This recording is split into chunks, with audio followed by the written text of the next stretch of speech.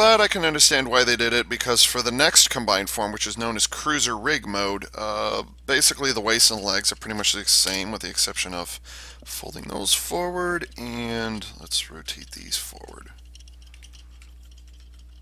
So yeah, I mean, like I can understand why they did it, but it's kind of awkward having to show, was it walking fortress mode or big powered GV I.M.S. walking fortress mode, and then go to this thing that what was it, base powered? What was that thing called? Heavy tank base mode. Heavy tank base. So heavy tank base mode basically is the starting point for this. So anyways, you want this, slide that forward, flip these around, and you just keep this half right here. Okay, so it's time to fold away the arms. So let's go ahead and take care of that while I'm in the area. Let's see, those go around 180. And is that right? Yeah, I'm starting to forget. Not that it really matters. Oh, for some reason, in addition to an elbow swivel joint option, there's also, in addition to a wrist swivel joint, which is kind of a ball and socket joint, except yeah, it's a ball and socket joint because it can fold down like this and it can turn like this. There's also a forearm swivel. I'm not entirely certain why, but it is there. So yeah, it's like if you're already twisting the elbow, why do you need to have a forearm twist? Although technically this motion is a forearm twist because your wrist is not turning on a ball joint. It's actually your entire forearm that does the turning. You've got two bones in there, and they're both twisting around like this. So technically, this is not wrist swivel. This is actually a forearm swivel. But why you would need to do that on here, I'm not entirely certain. I do worry in some cases about the thickness of some of the pegs. For example, the peg that has the ball joint for the wrist. I mean, there's fold down panel here, which gets the turret from up here to down here. That's a well and good. But then there's also a peg that's independent that you have to use for the wrist swivel. So I kind of wish that peg was a little stronger, maybe of a different material, maybe die-cast metal. I'm not certain. I mean, this thing is expensive enough as it is. If they put actual die-cast metal in it, probably would have added another $100. Just saying. So we're going to get this set up in this fashion. Attach this to here, which is where it was when we turned it into, what was it, powered, one of the powered modes earlier from however long ago it was. Is this going to be a 2-hour video? I hope not, and it's probably going to end up being 2 videos. Well, I suppose it's better than the 4 hours when I had my initial reactions and all those things. I'm just saying. And then we're going to take advantage of this mounting point and the H-shaped peg on the bottom. And then something we haven't used yet. The command vehicle already has a pair of these, but now we're going to fold out another set that's on the front, or I guess it'd be the back of powered vehicle 1. Just located under there, which I described quite a while ago. Because I said, getting the commanded vehicle in and out of here is difficult because this thing is in the way. Well, now we're actually using it. There's a pair of hooks literally on its butt, and you're going to take the 2 hooks and the 2, yeah, right. You're going to take the 2 hooks and you're just going to set it in there like that. And what's the name of this thing again? Cruiser rig mode. This is cruiser rig mode, which I don't know why. It's supposed to be a giant tractor trailer kind of thing with rocket engines on or I guess gas turbine engines on it. There you go. In fact, the only thing that's left that I don't have in storage here is the powered suit, which again, if you wish, you can have stored on the back, right, or on the inside of this right here. I do not advise hanging like this for any amount of time. Just don't. Also, unlike the command vehicle in front, which is capable of tilting side to side, the back trailer does not have the ability to twist, because if you do that, well, that's how the thing comes apart. So you It's held together with the lightest of tabs, the lightest of clicks. It actually pops off quite easily, which I suppose it's supposed to do that, so whatever. But no, the back half of the trailer is not meant to twist side to side. So what you see is what you get. And yes, it looks absolutely ridiculous. But that is cruiser rig mode. Okay. By the way, getting this thing apart is not easy. And also, that's the other reason why I haven't pegged these two in together, because I need to be able to split the legs apart slowly. And if they're tabbed in together here, then it would just be, you want me to pull here, and then you also want me to pull here, and you also want me to pull here. So I'm kind of glad that this is not pegged together. And I actually saw that in the initial the original unboxing. So what you want to do is you want to carefully hold on to one leg or the other and slowly split the legs apart while at the same time wiggling the command vehicle forward and backwards, and because it's all working around friction. So what you're going to end up with is some kind of a duck motion where you're slowly moving this thing back and forth, but you're also splitting the legs apart, and that will eventually free this thing just like that. Yeah. So let's go ahead and put away the handholds. We're going to take this and we're going to want 2, 3. So you're going to split it apart. It has to be more than 45 degrees to either side. It has to be more than. And we're just going to open these up. No, we're going to do more than that. We're actually going to remove them. This is the hard part. Where do I grab? That's where I grab. Okay, so I'm going to move that, and I'm going to tilt that upwards so I don't break my thumb. Whew. That's a very tight joint in there. You can see that's it's a very square peg. Where is it? Right there. It's a very square peg sitting in there. So it's very, very tight. So yeah. Take appropriate precautions when you pull this thing apart, because it'll destroy you slightly. I haven't really found any particular direction. You just gotta whack, and that's it. Which doesn't make me feel very comfortable, but I haven't figured out an alternative to it yet. So for this final combined form, this is probably the least secured version, and I'm not like talking like military security or whatever it is, but it's the least structurally sound. So I'm not going to be able to hold it up like this and show you. Instead, I'm probably going to end up pulling the camera off so I can show you down here. That reminds me, I need to make some room here. And this is just simply base mode. 3 guesses what that means.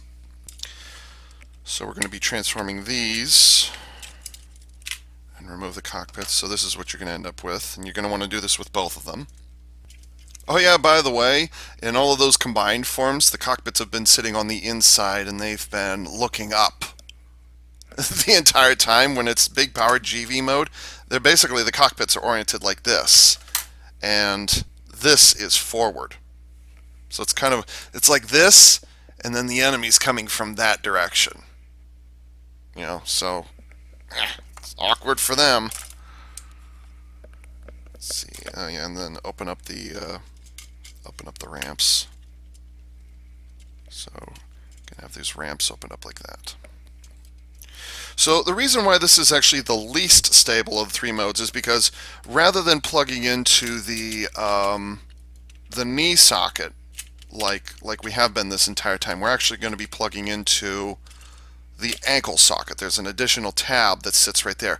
But unlike the knee connection point, for the ankles, there's no tab, or there's tabs, but they don't snap into position. They're held together strictly with friction.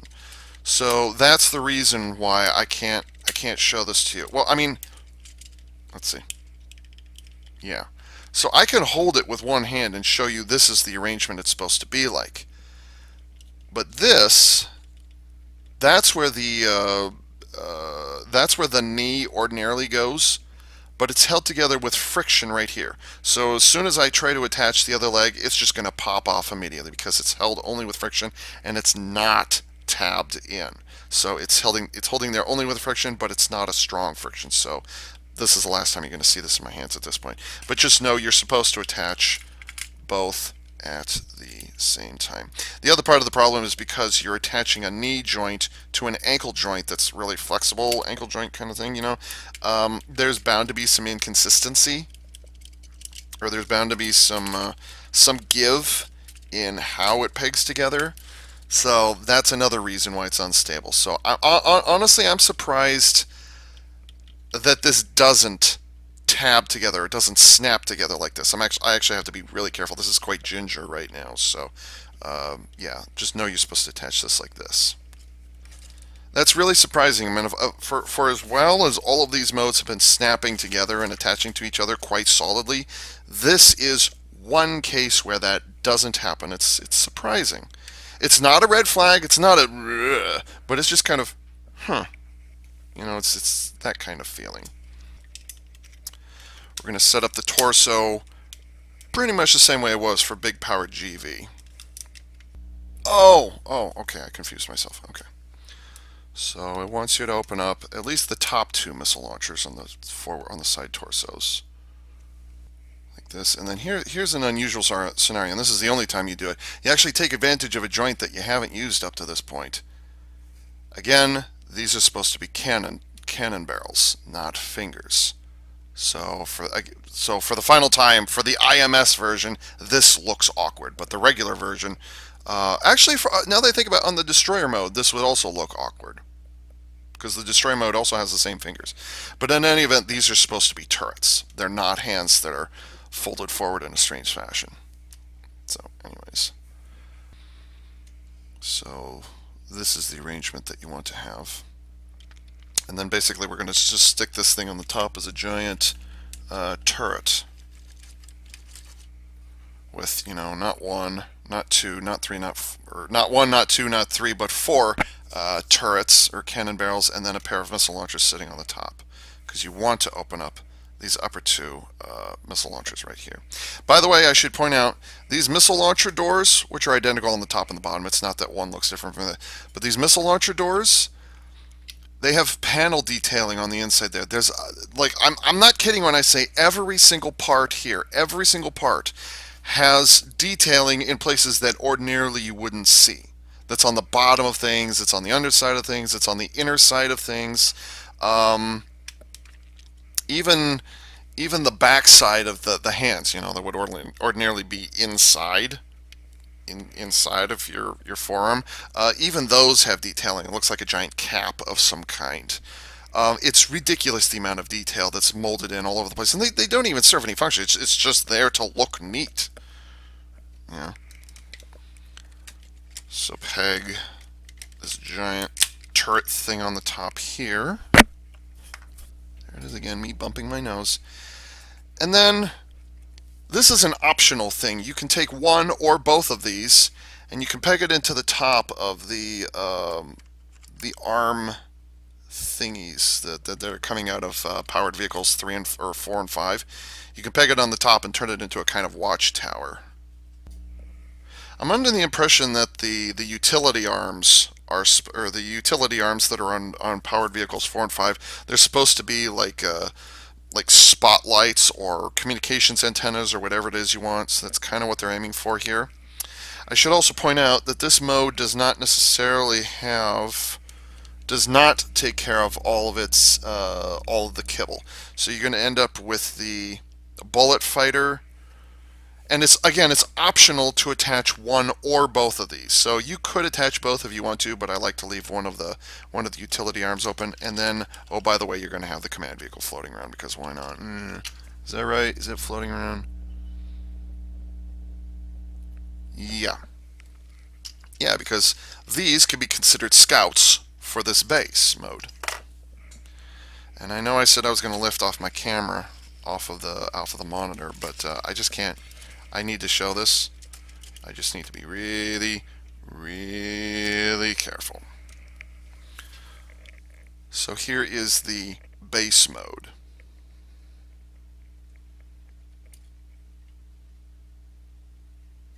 I suppose you could store you could put the command vehicle here, and then you could put the bullet fighter, set it up on top. You can do that if you want to. And then, I'm starting to lose it. but again, this is a bit on the unstable side. I mean, you can see the control tower that I've got sitting up here on top of one arm, and then you've got the other arm sitting up, which you can use, for the repair bay, or you can use it for a communications tower or something along those lines. So this is base mode. Oops, let's see, this way.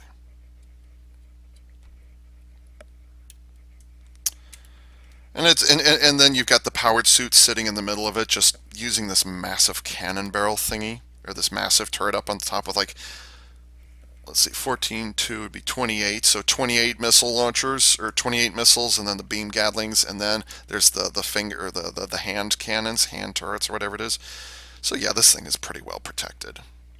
Very much reminds me of a Transformers Generation 1 type base, like Metroplex, Trypticon, Fortress Maximus. It's that kind of facility. And I got to admit, it's pretty damn impressive regardless.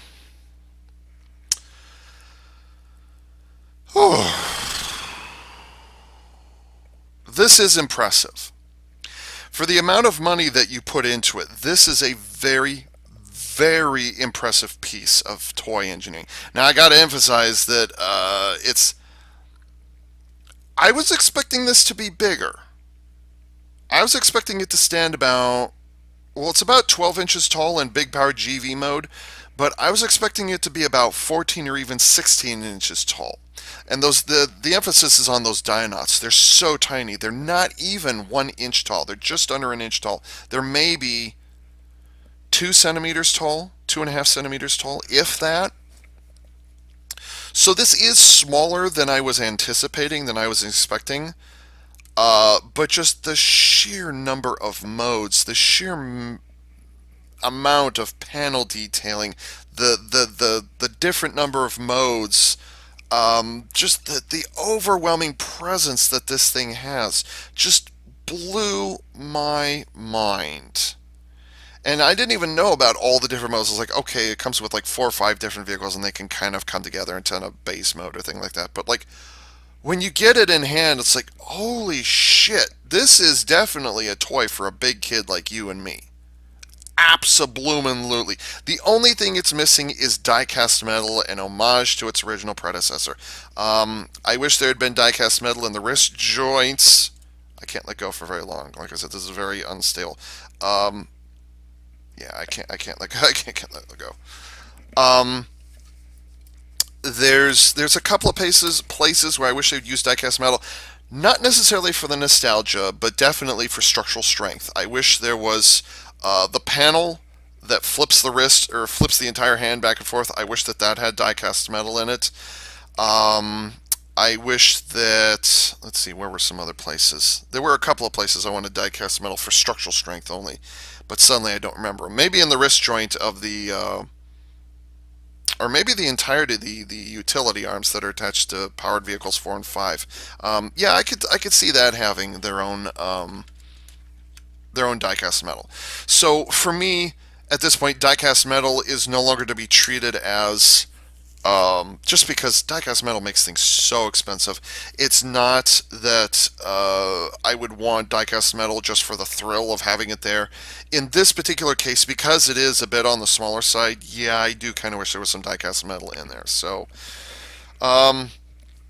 if I wanted to have die-cast metal as a luxury, like just to have it there, just because it is there, to have it, being glistening in the neon lighting. That's not neon, that's fluorescent tube lighting, or the LED lights overhead. If I had to pick that, I would say the shoulder intakes for the what's it, powered vehicle 2. I wish that those had die-cast metal. It's a huge wedge of die-cast metal right there. It'd be fantastic. The missile doors would also have had die-cast metal, and again, this is splurging for die-cast metal.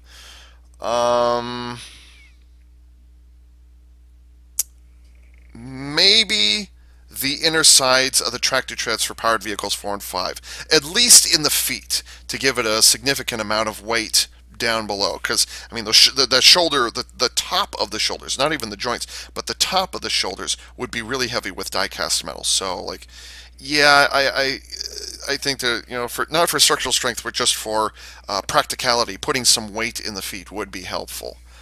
Um, this is a play set. This is something that if I had Transformers Generation One Omega Supreme, that would be the equivalent of this. That would probably be as close as that I would have gotten to something like this before getting Big Power GV I.M.S. Um, but I never wanted, and I still don't want G1 Omega Supreme. I don't care. I prefer the City Formers. If you want to talk about a big base that transforms, then I prefer it to be a single piece. That's one of the reasons why Can I pull you out without losing anything? Actually, no, I can do one better. That's one of the reasons why I have Metroplex right there. See, I've got Metroplex, and that's just because it's a single piece. Yeah, it's got a couple of cannons that pop off, and maybe there's some panels that flip out or whatever it is. And the exact same thing with Triptychon, and the exact same thing with reissue Fortress Maximus. So I'm not against a city former or a base former, things like that. It's parts formers with a lot of combiner kibble. That's where I start complaining. As a matter of fact, this is probably the most useless thing in this entire thing because it doesn't have a cockpit unless you attach one to it. It doesn't have any moving parts, but on the other hand, it just looks neat by itself. There's a lot of detailing and there's a lot of there's functionality to it. There's pegs here. There's 5 holes on this side. There's tabs on the bottom. There's a mounting point on the top and on the bottom, so you can attach this thing to a bunch of different places. So there's a lot of functionality, but at the end of the day, it is just combiner kibble. But it's really, really well thought out combiner kibble. This could have been just a cockpit. You stick a little figure on the inside and whatever, but no. They added these completely pointless wings, which, I'll say it again, never get used. I can't even open up these wings and attach it. It won't let me. I can't do that.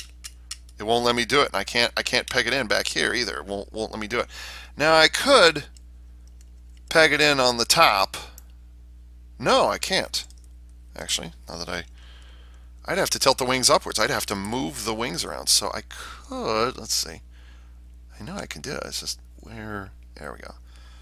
So you say I could mount it up here and then fold the wings down, but even then the wings are in conflict with those diagonal stabilizers on the top. Again, little wings are there for absolutely nothing. Just to make it look neat, whatever. Just to make it look busy. Look at more. It's not just a block with some holes on one side and some pegs on the other, and that's it. It looks neat. It looks like it has function. And then, oh, by the way, an escape vehicle with little wings. Dude. Even these cockpits. Now this cockpit, in this particular case, this one has no function. It's attached to the vehicle all the time at some point. So, and then you've got the little cockpit sitting in there. But even this has a little bit of functionality to it. Aside from that fact that it just looks really functional, it just looks neat. There's this little dish, completely useless, easy to forget, probably really easy to break off if you're not paying attention. There's that little dish that adds a little bit of functionality to it, little sensor thingy. Brilliant. Actually, I forgot to raise it on that one. This command vehicle, again, you open this up, and you don't open this up just for putting the Dia-Nauts in there, although that is part of it. But again, a little unnecessary dish. You stick it in there, that's it, and then the thing can roll around really easily. Brilliant. I kind of wish these guns had die-cast metal in them. That's another case, or all 4 wheel hubcaps. Now that I think about it, I wish all 4 of those had die-cast, but I can live with that. They're painted up so well, it'd be like it doesn't need to be die-cast. It's just okay, whatever. The ingenuity of having these wheels slide back and forth rather than having to adapt all the things that it pops into. You're just moving these things around. It's such an easy solution. It's a strange way of dealing with the problem, and why would you introduce a scenario where you would need to have these wheels move? But it doesn't matter. I mean, it's additional functionality. It's additional stuff you can do. Or they could have just removed the wheels altogether, and just at that point it would have just been another one of these. What's the difference between this and this? This one has wheels and this one doesn't. That's literally the only difference. You see? And then, on top of that, the mounting point is unusual, but the fact that it turns side to side is just that little extra bit of functionality that they're adding to this thing. You know, it could have just been it folds down and that's it, but no, it can turn side to side. Brilliant. I love it. Can't get enough of that Sugar Crisp. Each and every one of these vehicles has its own alternate mode, has things you can modify about it. Again, I'm not thinking when I do this. And I'll say it one more time, powered vehicles 4 and 5, my favorites by far. Those things are, what direction? Okay. That's just awesome. I love that. Powered vehicle 1, you can play around with like which cockpit it has, or if it's being controlled by the powered suit E type. You know, there's that. But then it also has missile launchers and has Gatling cannons, which get rearranged a number of different times. So that's also impressive. Powered vehicle number 2, which is just, you know, was it the bullet fighter? I almost said flying bullet, which would have been the flying bullet uses this thing.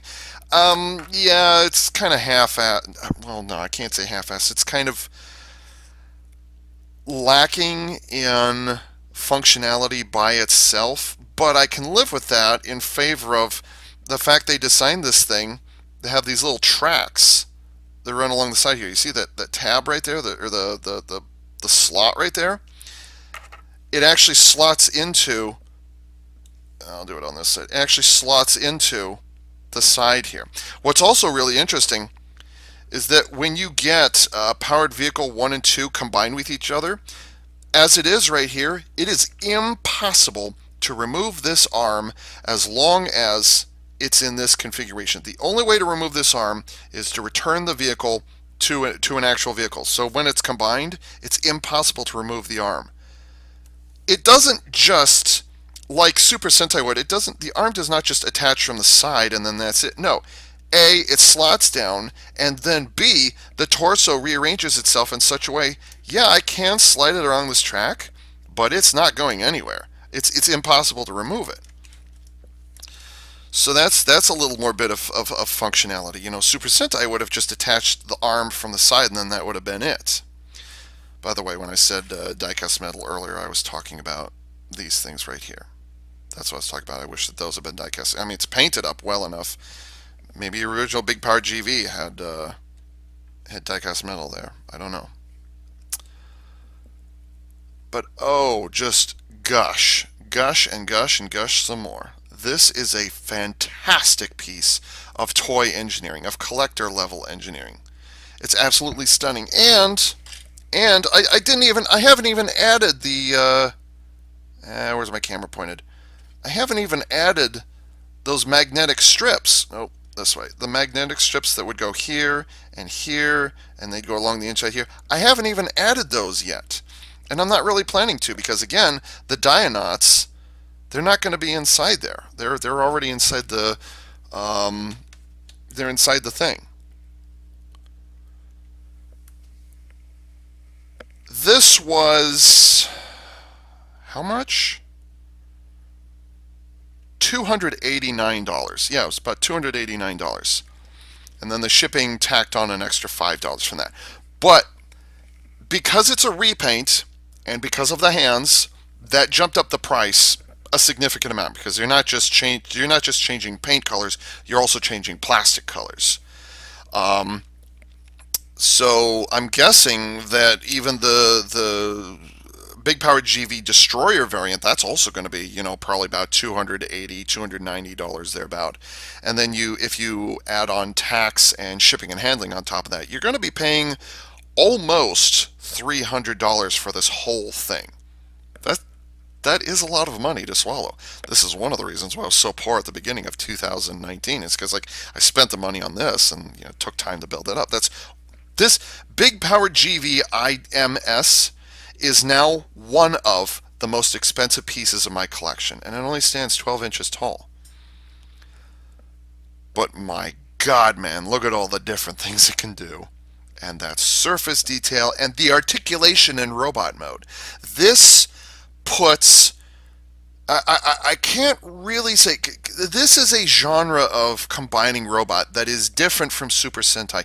So even though I've followed Super Sentai for well over 25 years at this point, because it started with Power Rangers, um, because of that, this is foreign to me. This is a play set. So this is more along the lines of a Transformers G1 City Former than it is related to Super Sentai. And City Formers is something that I've not been exposed to very much. So I'm very, very impressed. I was impressed with the size of Metroplex, Triptychon, Fort Max. I saw G1 Fort Max back in the 86 when it originally came out. So I actually saw it in person. I was only 4 or 5 years old at the time. So, I remembered it and then eventually got one. Yay. So this is a city former, but it's also a parts former, but it's also a combiner. Yeah, it's also a combiner. There's 5 different vehicles. This is a magnificent, magnificent piece of toy engineering. It kind of crosses the line to the point where it's no longer a toy.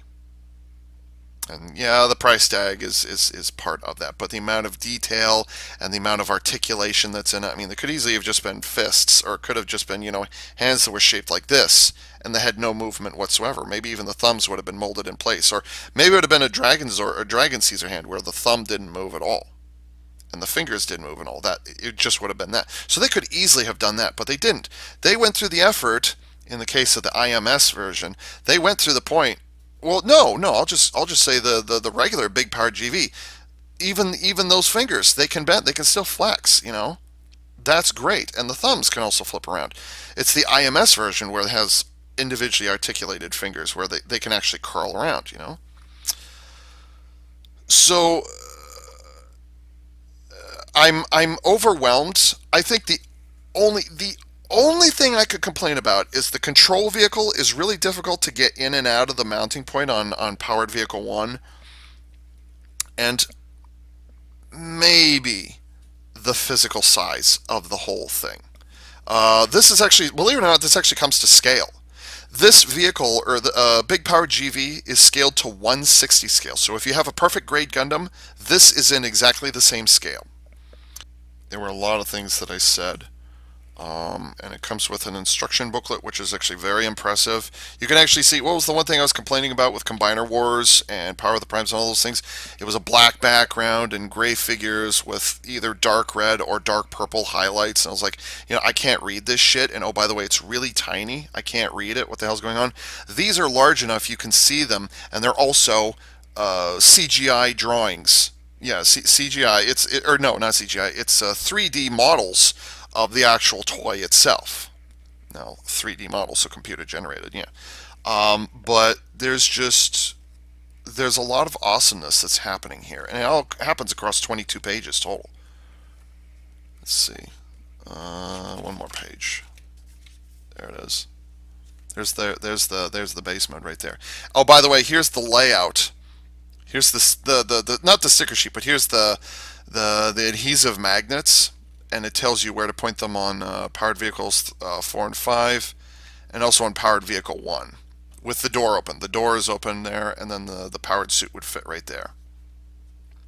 So yeah, so it lays all of that out, and it comes in a really gorgeous box, which I showed off how long ago? Well over an hour ago, something like that. Easily well over an hour ago. And then on top of that,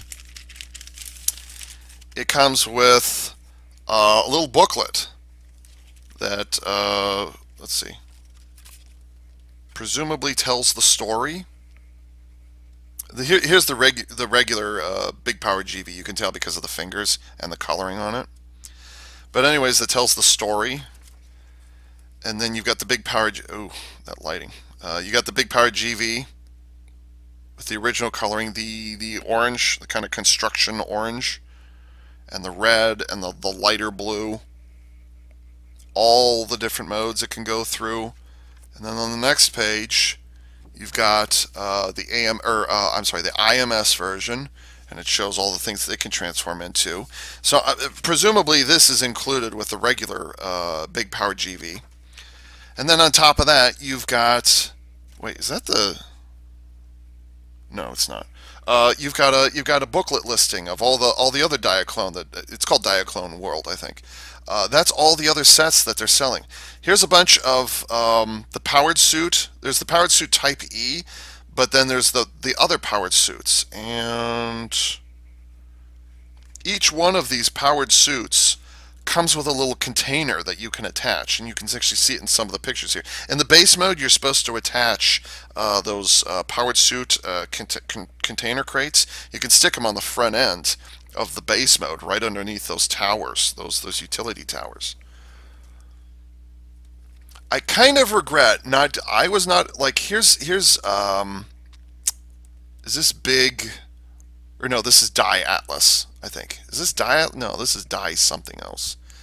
As in die-cast metal, not killing. But here's the original version, and then let's see, here's the space version that has the cannons on it, which is just some additional accessories, and it's a repaint. But then, in addition to this, here's a straight repaint, and then Here's the space version. Here's the space version of the torso, but it includes those cannon accessories that you saw in that video. And then you can see the combined form of the two here. And I keep in mind this booklet came out in 2017 or 2000. It was either 2017 or 2018. I don't remember when Diaclone Reboot first came out. And it's good quality stuff here. It's magazine type backing, where it's kind of the waxy backing or whatever it is. So you're getting for your $294. Whether it's I think the regular Big Power V's Big Power GV is probably what $50 less. Which I mean, you're still having to swallow $250. So whatever. So I basically paid an extra $50 for a repaint and new hands. But it's $294 well spent. Very, very well spent. This is fantastic, and yes, absolutely, I'm looking forward to other releases from the Diaclone World, Diaclone Reboot thing line. Ooh, that last video was 35 minutes. My intro went too long. My exit went too long. All right, time to close this thing up. Wow. Just wow. Lupin, was it Lupin Kaiser, Pat Kaiser did not make me smile. But this did. It's not Super Sentai, but this made me smile. I'm really happy that I got this. Which is probably the reason why I jinxed it when I said, "Oh, I hope nothing goes wrong with it," and then I lost the. Okay. And so with that, this is AV Unit 4A saying thank you for tuning in.